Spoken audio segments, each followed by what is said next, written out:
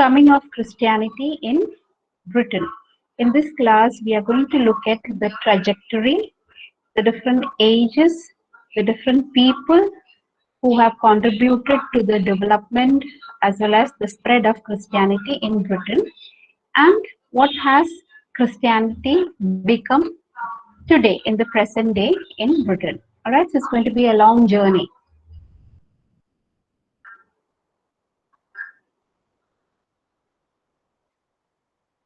So here we have some early portraits which show the coming of Christianity. You can see some church elders. You can see the cross here, right? We don't know who all these people are. And this painting here, it says the Saint Petersburg be they. Maybe this painting is that of Pope Gregory the Great, about whom we will be discussing in one of the slides today. So now Christianity, we know, was brought to Britain by the ordinary soldiers of the Roman Empire. They had witnessed the life of Jesus Christ and they brought Christianity to Britain when they came to Britain as soldiers. And then there were many Britons as in people living in Britain, they embraced Christianity, and many of them they became very devout Christians. Though there were persecutions and resistance, we have already seen how many of the Roman emperors were against the practice of Christianity and they persecuted Christians. So by the beginning of the 4th century in Britain, we can see that already there were homegrown martyrs. And who are martyrs? Martyrs are people killed for a reason. Martyr, right? So already Britain had 3 homegrown martyrs in the form of Saint Alban of Verulam, Saint Julius, and Saint Aaron of Caerleon. And these people had become martyrs during the time of Emperor Diocletian. And Emperor Diocletian, he was totally against Christianity and the Roman Catholic Church. So under this particular king, under this particular emperor, you could not profess your Christian faith openly. And if you were found to be a Christian, you would be put to death, you would be persecuted. So like that, Saint Alban is the very, very first martyr from Great Britain. He's so popular that there had been lobbying, there had been efforts by many people to make him the patron saint of Britain, though he is not. Right? The patron saint of Britain is Saint George. Saint George, I mean, he's very familiar to us Malayalis also, right? The person we call Guy Varghese, right? Guy Varghese is none other than Saint George. So he is the patron saint of Britain. But then there have been calls of from many people who want Saint Alban of Verulam to be made the patron saint of Britain, but it has not happened yet. Now, here you have some pictures of Saint Alban of Verulam. Verulam is a place in Hertfordshire. You have a chapel there, a church in his honor, the place where he was killed, he was slain. So onto the left side, you have a picture, a painting of Saint Alban, and the middle picture is actually a portrait that you can find in this church called Saint Julian's Parish Church in Newport, South Wales. And the picture is called The Martyrdom of Alban. And again, you have a glass painting of Saint Alban. So he is a very popular saint in Great Britain. He was quite a young man. It is said that during the persecution, one priest, he took refuge in his home. So he gave him refuge, which was a civil offense. And later, when the Roman soldiers came and found out what had happened, he exchanged his place with the priest. So he wore the priest's robe, everything. He was not a Christian in the beginning, but he was so inspired and influenced by this priest that he became a Christian. So when he was taken to Emperor Diocletian, he said that he professed his faith and he said he's a Catholic and he has no problem laying down his life for Christianity. And the king was so enraged that he was beheaded. So you have a portrait here of him being beheaded, his head being cut off. So that is Saint Alban, the very first martyr from Britain. And later you have the coming of Emperor Emperor Constantine. It is Emperor Constantine of the Roman Empire who made Christianity the official religion of Rome, and he called his empire the Holy Roman Empire. So, this Holy Roman Empire, this Catholic religion, was well established by the end of the third century, and his mother was Helena, whom the Christians uh, pay obeisance in the form of a saint. She is considered a saint. Even Emperor Constantine is also considered to be a saint. So his mother was Saint Helena, and she is the author of this very pious and you know you could say a very holy mention of the life of Christ called the invention of the cross. And her story, Helena's story, it forms the basis for this very, very famous poem called Eileen, Eileen by later English poet Cinny Wolf. Uh, and right now we were talking about the Roman Empire and the Roman emperors and what form did Christianity take during their time, right?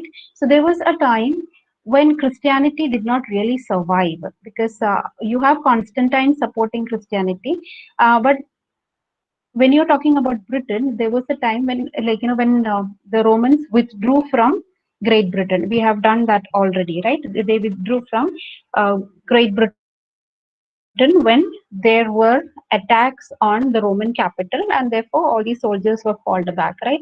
And then Britain began to be overrun by these various tribes. So these tribes, they were pagan Germanic invaders. We have already met them. We have gone through the history. We have spoken about the Jutes, the Angles, the Saxons, right? The Goths. So Christianity could not survive the pagan Germanic invaders. So there was an interlude, that there was a gap wherein Christianity was more or less absent from mainland Britain under the Germanic invasion. So what happened to these Roman Britons who were living in Britain? That is, they had become Romanized, they had accepted Christianity. What happened to them? They fled to the relative safety of the north and the west. Again, you have these people, the displaced people, again running. This time they are running for religion. They are running away because they did not want to be persecuted, because the Germanic invaders, they were not very open and accepting of the Christian religion. So these Romanized Britons, the Christians, they uh, fled to the relative safety of the northern region and the western region. So when they went, obviously they carried Christianity along with them. So you have this whole group of the Celtic Christians in Ireland. So they can trace their ancestry to these band of people who had escaped during the time of the Germanic invasion. So you have the Celtic Christians in Ireland, which is a very strong citadel, a very strong you could say center of Christianity. And this Christianity, this brand of Christianity in Ireland, they're Catholics, but they are very independent from the power of Rome. That is, they are not directly under the Roman Catholic Church, which is headed by the Pope. So they are an independent church, and their patron saint is Saint Patrick. Many of you would be familiar with this picture of Saint Patrick. There are even churches in the name of Saint Patrick in many places in Kerala. So you might be familiar with that. In Ernakulam, there is one near Vaitila, Saint Patrick's Church, and they have the same picture of Saint Patrick there. So Saint Patrick is the patron saint of the Celtic Christians in Ireland. But the Catholic Church, the Pope, they wanted Ireland very much to be part of the See of Rome as in the Church of Rome, but it did not happen. So it continues to be independent. And how it came to be independent, that we'll see later. Now, these Celtic Christians, these people, the Irish saints and monks, they were great missionaries. They were very devout Christians, and they spread Christianity all over Europe. And some of them even came to England. So you can see the very people who went away from England, they came back to England in order to preach Christianity. So we need to remember certain names like Saint Columba, a very devout priest. So he established a monastery in the little island of Iona off the coast, that is west coast of Scotland in 550 AD, and he brought mellowness to the savage tribes. Now, Iona, Scotland, all that areas, if you remember, was famous for these Picts and Scots, the tribes who were really barbaric in nature. So now Christianity had a mellowing as in a very softening effect on these people, these very savage, warring kind of tribes. So Christianity brought some kind of civilization, some kind of civility to these people. So Saint Columba, he established a monastery, and this monastery became a big center for Christians. And this monastery at Iona, it produced this Celtic saint, Saint Aidan. And the Saint Aidan, he was very famous, and later he went and established his own monastery at this place called Lindisfarne in Northumbria. So you can see how one person is influencing someone else, and that person going and establishing a monastery in another region. So you can see how it is spreading. And the simple and very humble life of these monastics as in these priests who lead a monastic life, ashramam, right? Monastic life, it attracted more people towards Christianity because they believed in humility and a very simple kind of a living. So here you have the picture of Saint Columba to the left, and Saint Columba had established this abbey. It is still there. It is called the Abbey of Iona. Abbey is a kind of a church where you have these priests learning, studying to become priests. So it's kind of a monastic center. So you have the Iona Abbey here, and Saint Aidan is a product of this Iona Abbey. Saint Aidan is a product of this Iona Abbey. So it's a picture of the inside shot of the Iona Abbey. Now, with the coming of Saint Benedict, then you have Pope Gregory and Theodore of Tarsus. These three people, along the 5th, 6th century or so, they led to the revival of the Catholic Church. And this revival is known as a monastic revival. Monastic, why? Because many monasteries were established, and the leaders, these church leaders, these popes, these bishops, they were really powerful people, but at the same time, they were very, very devout. So, because of their lifestyle, many people were impressed and they joined the monasteries, and monasteries became these centers of learning, which in turn helped in revive Christianity. So you can talk about a monastic revival of Christianity in the 6th century, and the names that we need to remember are that of Saint Benedict, Pope Gregory the Great, and Theodore of Tarsus. So now when you look at the 4th century, we have seen how the Roman Empire had become weak, it had become disunited, and Christianity was kind of waning. So by the end of 5th century, 6th century, you have this person, this very, very famous bishop, Benedict. He became a saint later, he was canonized later. So now what did Benedict do? He undertook a monastic revival in Europe. He wanted to revive all these dying churches, dying monasteries, and dying abbeys. So he formulated a principle. He formulated a rule, a principle which is known as the Benedictine rule, which is followed even today by all the priests. So any priest, any father that you know, whichever congregation they belong to, whether he is a Jesuit or whether that person is a CMI or whatever, they all follow this. That is the Benedictine rule. And what is that? It makes these priests take three vows, three pledges. And what are they? Vows of poverty, obedience, and chastity. Poverty, as in you're supposed to live in poverty, you're not supposed to have any personal wealth or things like that. Obedience, obedience, you have to always obey your superiors. So whatever job is given to you, if they tell you you go and work there, you're supposed to do that. And chastity, not marrying, not having that kind of a physical relationship. So this forms the basic bedrock on which many of the Christian, or we could say most of the Catholic congregations are built. And he also believed that a, a priest needs to divide his time equally for manual work, study, and prayer.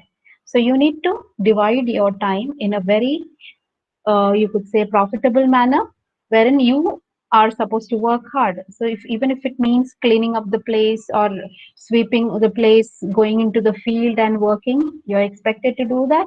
You're expected to study. You're supposed to be a scholar. You're supposed to learn prayers. You're supposed to learn theology, the mathematics or the sciences, things that are known at the time, and also be very prayerful. So his dictum, what is the Benedictine dictum, is ora et labora. Ora et labora in Latin means to work and to pray. So these monasteries, they became centers of learning and scholarship. It became very productive, independent, and self-sufficient places. So they had their own farming and agriculture. They kept sheep, everything. So food, everything was self-sufficient, and they were also quite learned. So these monasteries became flourishing centers of learning, scholarship, and also that of all other kinds of productivity. So they were very, very independent. So obviously, this pope, this particular priest, had shown the world how well these priests could lead their life for the benefit not only of for their own selves but also for the rest of humanity. So that is the Benedictine principle. So with this, he was able to revive all the weak and dying churches all over Europe. So this was uh, taken up even in England. So even the English churches were revived, the monastic revival. So here you have the pictures of Saint Benedict here. Then you have Pope Gregory. He is also become Gregory. And then you have Theodore of Tarsus, the third one. We'll be looking at the life story of these people in detail. So now, Pope Gregory. We have already looked at Saint Benedict. We have already looked at Saint Benedict. Now, Pope Gregory. So this is the picture of Pope Gregory. And why do we have Saint Augustine here? Why? Because it is Pope Gregory who had sent Saint Augustine to Britain officially to preach Christianity. So now Pope Gregory, he converted his home into a monastery called Monastery of Saint Andrews, and he can be considered as the founder of the powerful papacy of the Middle Ages. Papacy, as in the center occupied by, or the power occupied by, the Pope. So he was one of the first powerful popes of the Middle Ages. He was also influenced by the ideals of Saint Benedict: obedience, chastity, poverty. I mean, just to remind you. And he wanted to preach Christianity to the Angles in Britain. So he sent missionaries to England under Saint Augustine, and he sent 40 monks in 597 AD, which led to the official Christianization of England. We'd already seen how this was possible because they got this entry through Bertha, the Christian wife of King Ethelbert of Kent. So that is the beginning of Christianity in Britain. Now, when you look at the different Anglo-Saxon kingdoms and Christianity, please remember not all of them were Christian. Many of them were pagan and they continued being that and they continued persecuting Christians. Some of the major Christian centers were Kent, because that's the point where you had Saint Augustine and his monks coming. So Kent, then Northumbria became Christian. How did Northumbria become Christian? Because Ethelberga, who is the daughter of the King of Kent, she married Edwin, the King of Northumbria. So Edwin converted to Christianity. We had discussed this when we were talking about the seven kingdoms, the heptarchy, right? So Edwin became Christian under the influence of his wife Ethelberga, and during her time there was this monk called Paulinus from Rome. He was taken to Northumbria to preach Christianity. With the death of Edwin, there was a decline in Christianity, in Christian faith. And the next person to come into power, who took over Northumbria, was this pagan king called Penda of Mercia. Mercia, if you remember, that Middle Kingdom. So this king Penda of Mercia took over this Northumbria, and he was totally against Christianity and Catholics. So many a times he attacked them, he persecuted them, so much so that his attacks are called, the curse of Penda. And after that, you have the accession of this King Oswald to the throne of Northumbria, another king from the line of Edwin. So again, when the another king from the line of Edwin went to the throne of Northumbria, Christianity again became strong. So the coming of Oswald was good for Christianity, and he became a powerful, and he was able to spread Christianity through this bishop, Bishop Aidan of Lindisfarne. If you remember, Bishop Aidan is none other than Saint Aidan. Saint Aidan, who was a product of this abbey at Iona, which we had seen in the beginning of this class.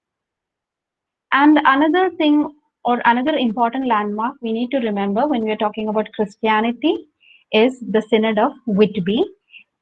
Again, this is not something new because we have already discussed the Synod of Whitby when we were doing the Heptarchy. So this happened in 664 AD. And what is the Synod of Whitby all about?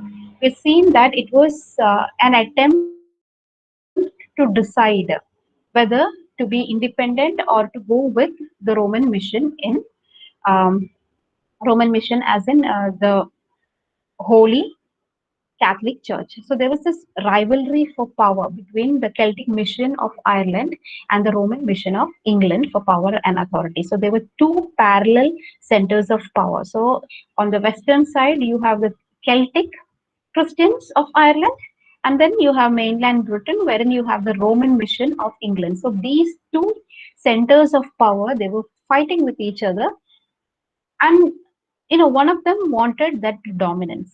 So now what happened? King Oswy of Northumbria, he called a synod. He called a meeting of church elders, a meeting of church elders called a synod at this place called Whitby in 664 AD. So there were arguments for and against two patron saints. So they were trying to argue for and against, and they had to prove that who is better. So whoever would prove to be better would be considered as the standard, and England would go after that particular saint. So arguments were made for and against Saint Columba of Iona, who was the Celtic patron, and then you have Saint Peter of Rome. Saint Peter of Rome. So these are the two, you could say, patrons. So there were priests who were making these bishops who were asked to argue the case. So you had a group of bishops arguing for Saint Columba, and then you had Bishop Wilfrid, who spoke and argued on behalf of Saint Peter. So from what happened, what was the outcome of this debating? This eloquence of Bishop Wilfrid. He was really good at the art of speech, right? So he was quite good with his words. So he was very eloquent. So the eloquence of Bishop Wilfrid on behalf of Saint Peter was very effective. So finally, king as in King Oswy of Northumbria, he decided to favor Rome, and the English Church became subservient to the Pope of Rome until the coming of Henry VIII, which would happen after 9 centuries. So for the next 9 centuries, the Church of England would continue to be under the Church of Rome, right? Whereas the Church of, that is the Celtic Church of Ireland, continues to be a Catholic church, but then they are not under the Holy See or under the Pope in Rome. So this was very important. So that is the importance of the Synod of Whitby. It was summoned by King Oswy, and the end result was The argument was won in favor of Rome. Rome represented by uh, Saint Saint Peter as a patron. Saint Peter as a patron. And finally, the king decided that the Church of England, that is the English Church, would become subservient. That is that they would be under the Church of Rome, under the rule of the Pope, and this would continue for the next 9 centuries or so. So here you have a picture of the Whitby Church as it stands today, and here you have a painting of the Synod of Whitby. So you can see all of them sitting around a table discussing. So all men of faith, church leaders making their arguments for and against the Celtic Church and the Roman Church. Another name we need to remember is that of Theodore of Tarsus. Tarsus is a place somewhere in Turkey, but he was sent to England. So this person, Theodore, he was sent by the Pope to organize the English Church. And what he did that time is followed even today. So the structure that is followed by the church in England can be traced back to that of Theodore of Tarsus. So he ruled as the Archbishop of Canterbury for around 20 years. And what did he do? What is the kind of organizational structure he did? What he did was he divided the Archdiocese of Canterbury into 15 dioceses, and each diocese under a bishop. So under each bishop there were a number of parishes. So we are also familiar with this kind of a division of the church, right? Because we also belong to parishes. I mean, those of us who are Christians, and parishes belong to a particular diocese, and you have so many dioceses under an archdiocese. For instance, you have Varapura as a diocese, and under that you have different parishes, right? So this organization can be credited to Theodore of Tarsus. He is the one who began this kind of an arrangement organization of the church. And how did the priests uh, lead their lives? Where did they get the money from? They were supported by something called the tithes. Tithes, as in the 1/10 of the income of the person. So that is, if you belong to a church, you're supposed to give 1/10 of your income towards the upkeep and maintenance of the church and the priests. In Malayalam, what you call dashamsham, right? And he also started seminaries for the training of young men to be priests.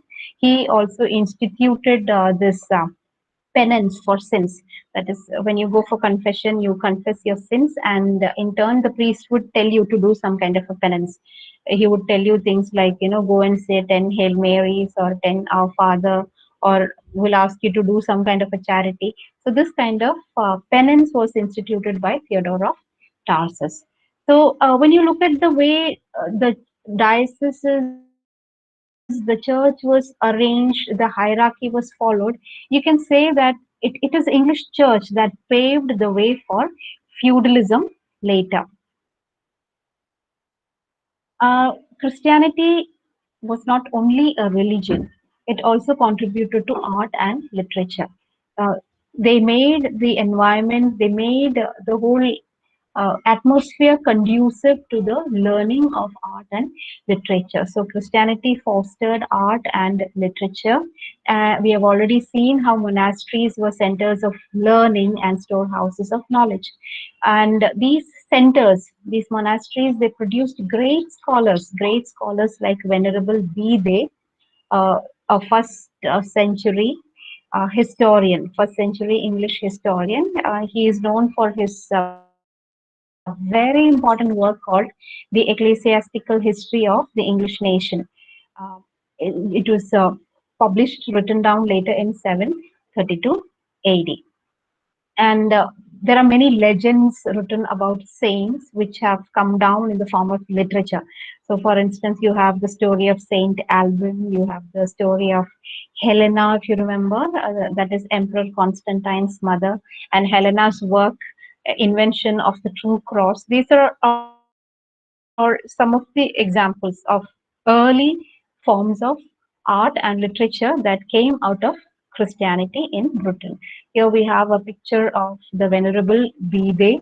Again, you have Venerable Bede in the presence of young people, young children. So he was a known scholar. So wherever you find his painting or portrait, you would always find him with books in his hand, showing his passion for learning. So this is the cover page of the Ecclesiastical History of the English People by Bede, brought out by Penguin under the Penguin Classic series.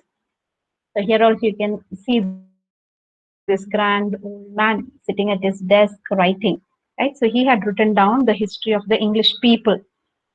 The first English historian, Venerable Bede. So now some parting notes here when we are talking about the coming of Christianity in Britain. We can safely say that it is Christianity that helped in uniting the different warring tribes like the Angles, the Saxons, and the Jutes. Had there been no Christianity, maybe they would have continued fighting with each other. Maybe it would have continued that way, right? So again, you have the whole change in the social fabric, the psychological fabric, because of the coming of Christianity. And finally, you can say the Anglo-Saxons, they were bound together by one faith under one king, and they started calling themselves as the English. And you have King Aethelstan. He was crowned as the first king of United England by the Archbishop of Canterbury. So you have this tradition, the tradition of kings being crowned by the Archbishop of Canterbury. And this signals the religious sanction, and it is accepted by all the people. So even today, if you have the next king or the queen coming in, they would be crowned by the Archbishop of Canterbury. And Canterbury, this Church of Canterbury continues to be the center of power of the English Church in England. So this is the picture of the Canterbury Cathedral. It's very, very famous. There are many stories associated with it. There is even an annual pilgrimage. So as students of literature, we'll be coming back to Canterbury. You will be talking about Canterbury in many other contexts, in terms of literature, in terms of plays, in terms of myths and stories, again and again. So this is a picture of the Canterbury Cathedral, a very imposing and majestic building. This is a picture of the present day Archbishop of Canterbury, Dr. Justin Welby. He was recently in India. He had come to Kerala also. So he had addressed this CSI ecumenical meet in Kottayam as recent as in August 2019. He had gone to Punjab. He went to Jallianwala Bagh, and he had apologized for the atrocities committed by the British during the British rule. No political leader has ever apologized for that, especially the Jallianwala massacre. But he did that. He went there, he prayed. It was all there in the newspapers and news. That is, if you've been listening to the news. So he was even here in Kerala. He met many of the bishops. You can see here in the picture many of the elderly from the different churches, the community, CSI community were there. And he is the Archbishop of Canterbury. And something very interesting next. He is the one who got these two married, a fairy tale wedding, right? Which was, I think, seen by the maximum number of people all over the world. You have Prince Harry and Meghan Markle here getting married by Justin Welby, who is the Archbishop of the Canterbury. Right, so right from the Roman time till the present time, you can see how the church has evolved, how Christianity has come to be till the present date. All right, so this is the very recent, if you're talking about Christianity in Great Britain.